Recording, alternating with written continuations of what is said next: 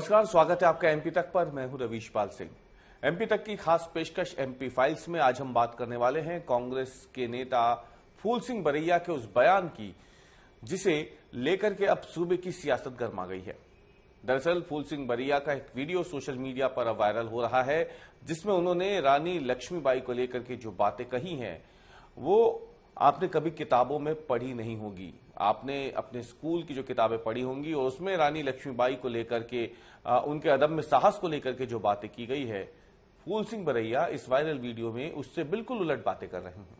इसे लेकर के बीजेपी के जो नेता हैं अब वो सोशल मीडिया पर जमकर कांग्रेस को घेर रहे हैं। फूल सिंह बरैया के उस बयान पर फूल सिंह बरैया को भी घेरने की कोशिशें लगातार हो रही है। लेकिन आज हम बात करने वाले हैं अपनी चर्चा में कि इतिहास में जिन किरदारों को बेहद महत्वपूर्ण स्थान दिया गया है, जिनकी जो साहस के किस्से हैं उसे बचपन से पढ़ते आ रहे हैं, जिनके त्याग के किस्सों को हम बचपन से पढ़ते आ रहे हैं, आखिर उन्हें बार बार अपनी राजनीति रोटी सेकने के लिए उसका इस्तेमाल क्यों करना। हमारे साथ बेहद ही वरिष्ठ पत्रकार रिजवान अहमद सिद्दीकी इस वक्त मौजूद हैं इस पूरी चर्चा में शामिल होने के लिए। इतिहास का जो जानकारी, जो ज्ञान है रिजवान जी को, उसको आज हम इस चर्चा के जरिए एक बार फिर से सामने रखेंगे कि रानी लक्ष्मीबाई को लेकर के आपने और हमने बचपन से सभी ने, कई लोगों ने हमेशा, मतलब पूरे भारत में ही एक तरीके से, खूब लड़ी मर्दानी वो तो झांसी वाली रानी थी। यही वो जो मुझे लगता है कि भारत के हर बच्चे ने कभी न कभी इन पंक्तियों को जरूर पढ़ा होगा, देखा होगा, सुना भी होगा। लेकिन फूल सिंह बरैया का जो बयान है वो इसके बिल्कुल विपरीत है और एकदम अलग छवि झांसी की रानी की उसको बनाता है। तो क्या लगता है रिजवान जी आपको, क्या इतिहास इसी तरीके से जो हम पढ़ते आ रहे हैं वो था, या फूल सिंह बरैया जो कह रहे हैं वो था? रवि जी, ये फूल सिंह बरैया का बयान और इस समय फूल सिंह बरैया का बयान फिर सामने कैसे आया, ये तो सब सियासत है।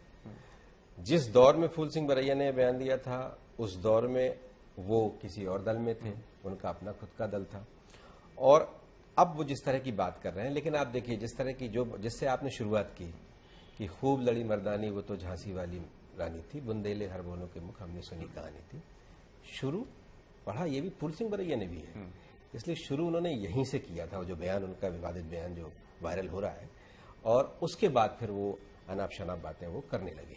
मैं आपके चैनल में खुलेआम कह रहा हूं कि अनाप शनाप बात है, इसलिए कि एक जो आइकॉन है जिसका नाम स्वतंत्रता संग्राम में 1857 का जो स्वतंत्रता संग्राम है, जिसका नाम बहुत सम्मान के साथ लिया जाता है, और वो एक ऐसा दौर था, थोड़ी सी चीज चूक गई, रणनीति में कुछ कमी रह गई, नहीं तो देश उसी वक्त आजाद हो जाता। एक हिंदू मुस्लिम एकता और सारी तरह की चीजें, और सब लोगों ने मिलजुल कर जिस तरह से देश भर में इसके लिए एक आंदोलन हुआ था, उसकी उन अच्छाइयों को याद करना चाहिए। और जिस वजह से हम चूक गए उसके बारे में जिक्र हो तो ठीक है, लेकिन एक ऐसी महिला जिसने अंग्रेजों से लोहा लिया है, ये तो सच्चाई है, इसको आप नहीं टाल सकते किसी भी हाल में कि अंग्रेजों से उन्होंने लोहा नहीं लिया है। पेंशन लेती थी उन्होंने, उनकी मृत्यु का जो कारण है उन्होंने एक नया कारण बता दिया। इतिहास में इस तरह का उल्लेख तो कहीं नहीं है ना। उन्होंने तो ये कहा था कि मेरी देह कोई न छू सके, है ना। तो जिस महिला ने महिला अस्मिता के लिए, देश के लिए और अंग्रेजों से बगावत की थी, बगावत तो थी, तो जो बगावत की थी तो उस पर आप इस तरह की बातें क्यों करें।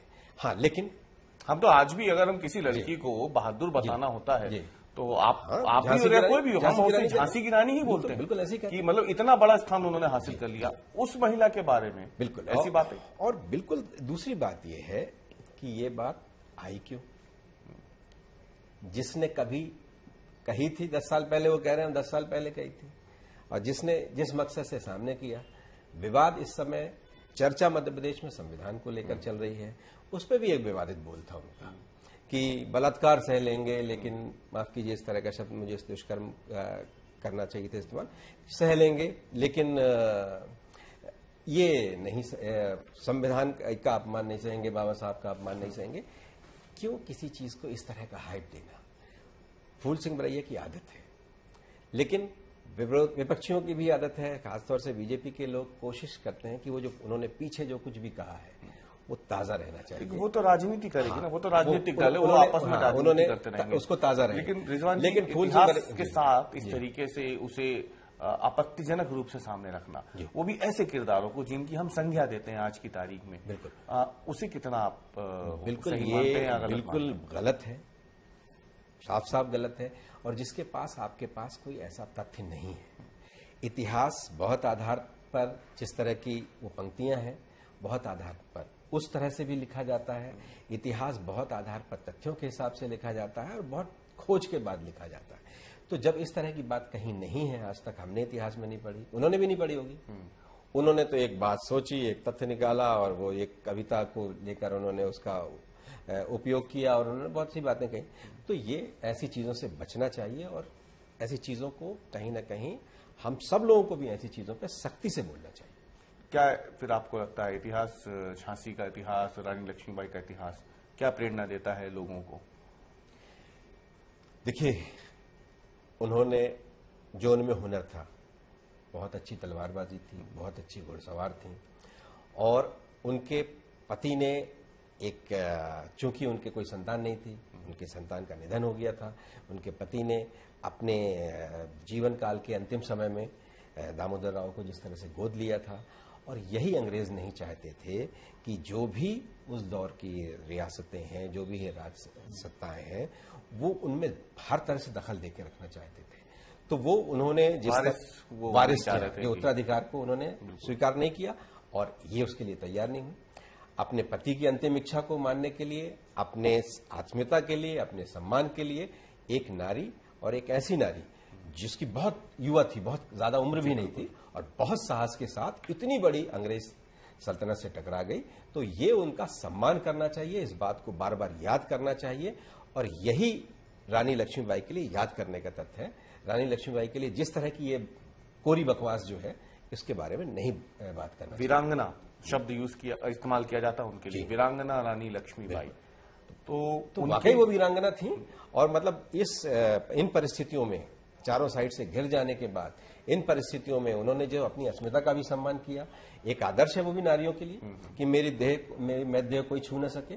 और दूसरा, वो जिस तरह से उन्होंने लोहा लिया और अंतिम समय तक वो लड़ी। महिलाओं की भी में भी उस दौर में उन्होंने एक जागरूकता पैदा की थी, महिलाओं की भी एक टीम उनके पास योद्धाओं की टीम थी।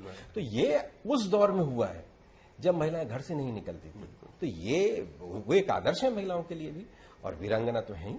तो रानी लक्ष्मीबाई के बारे में इस तरह की बात समाज न स्वीकार करेगा। कांग्रेस को स्पष्ट बात करनी चाहिए। और मैं तो कांग्रेस को यह भी सलाह दूंगा, मैं होता कौन हूं लेकिन सलाह देना हूं, लेकिन मैं कांग्रेस के लिए कहूंगा ये कि उन्हें फूल सिंह बरैया के वो सारे बयान उठाने चाहिए और उनसे साफ साफ पूछना चाहिए कि जितने बयान आपने किए हैं, हिंदुओं को लेकर आपने बयान दिए, सवर्णों को लेकर आपने बयान दिए, समय समय में आप लेते हैं, आपका अधिकारियों कर्मचारियों के चमड़ी में भूसा भर देने की पुराना रिकॉर्ड है कि जितनी तरह आप बातें करते हैं, ये जो इस तरह की बातें हैं, इस पे कांग्रेस को स्पष्ट करना चाहिए और उनसे स्पष्ट पूछना भी चाहिए। अभी भी यही मत है या नहीं, तो कांग्रेस को अपनी लाइन स्पष्ट करनी चाहिए। ये क्या सोच होती है ऐसे नेताओं की जो इस तरीके के किरदारों के ऊपर, इतनी महान हस्तियों के ऊपर ऐसी ओछी टिप्पणी कर देते हैं? इसके पीछे की सोच क्या लगती है आपको? ये भारत में इस समय बहुत ज्यादा चलन है। कोई अछूता नहीं है इससे। कोई भी दल अछूता नहीं, कोई भी दल अछूता नहीं है, कोई भी अछूता नहीं है। ये एक मौका ढूंढते हैं लोग, इसलिए कि बड़े किरदारों पर सवाल खड़ा करने के लिए सर उठा के सवाल करना पड़ेगा। हाँ, लेकिन ये भी आप आसमान की तरफ मुंह करके थूकेंगे तो उसका नतीजा क्या होगा। लेकिन आप बड़े किरदारों की तरफ जब करते हैं तो उनके साथ आप भी चर्चा में आ जाते हैं। और इस तरह की सस्ती लोकप्रियता, सस्ती चर्चा में बने रहने के लिए ये जो काम किए जाते हैं, इसको किसी न किसी समय में इसकी एक लक्ष्मण रेखा खींचनी ही पड़ेगी। और ये वही लोग कर सकते हैं जो पार्टी के जिम्मेदार हैं।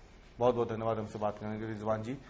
जो शब्द इस्तेमाल किया रिजवान जी ने, सस्ती लोकप्रियता, यही वो सस्ती लोकप्रियता है जिसके लालच में राजनेता, वो भले ही किसी भी दल के हों, बीजेपी के हों या फिर कांग्रेस पार्टी के हों या किसी अन्य दल के हों, ये अक्सर अपनी राजनीतिक लक्ष्मण रेखा को भूलते हुए उस स्तर तक चले जाते हैं जहां पर वो देश के स्वतंत्रता के जो संग्राम का इतिहास था उसको भी दरकिनार कर देते हैं। उसमें जिन लोगों ने अपने जीवन तक का योगदान दे दिया था, अपने आत्मसम्मान के लिए, देश की रक्षा के लिए, देश के स्वाभिमान के लिए, उन तक के ऊपर ओछी टिप्पणियां कर देते हैं। और फिलहाल जिस तरीके का ये बयान अब फूल सिंह बरैया का सामने आया है, वायरल हुआ है, हालांकि बताया जा रहा है कि ये कई साल पुराना वीडियो है जिसे भारतीय जनता पार्टी के नेता लोकेंद्र पाराशर ने सोशल मीडिया पे अपलोड किया है। लेकिन सवाल अभी भी वही है, सवाल ये नहीं है कि उन्होंने बयान कब दिया, सवाल ये है कि आखिरकार ये बयान देने की नौबत ही क्यों आई। और जिस रानी लक्ष्मीबाई को हम सब वीरांगना कहते हैं, उस वीरांगना के लिए इस हद तक ओछी टिप्पणी करके आखिर फूल सिंह बरैया क्या साबित करना चाहते थे, ये अहम सवाल था। और जैसे कि इतिहास के बारे में खासी जानकारी रखने वाले वरिष्ठ पत्रकार रिजवान अहमद सिद्दीकी साहब ने बताया भी है कि जो इतिहास हमने पढ़ा है, हम आप सब ने भी पढ़ा होगा, वो बिल्कुल इससे इतर है। और जाहिर सी बात है, हम रानी लक्ष्मीबाई को उसी नजरिए से देखते भी आए हैं कि उन्होंने जिस तरीके से अंग्रेजों से लोहा लिया, एक महिला होने के बावजूद अपनी पीठ पर, अपने कमर पर अपने बेटे को बांध करके जिस तरीके से उन्होंने लड़ाई लड़ी और बाद में वीरगति को वो प्राप्त हुई हैं, तो जाहिर सी बात है उसी तथ्य के साथ हमें सबको आगे बढ़ना भी चाहिए और देश बढ़ता भी रहा है, लेकिन इस तरीके के बयानों से बचना चाहिए। तो हमारे आज के विश्लेषण में इतना ही। हम कल फिर हाजिर होंगे एक नए मुद्दे और नए विश्लेषण के साथ। तब तक के लिए धन्यवाद।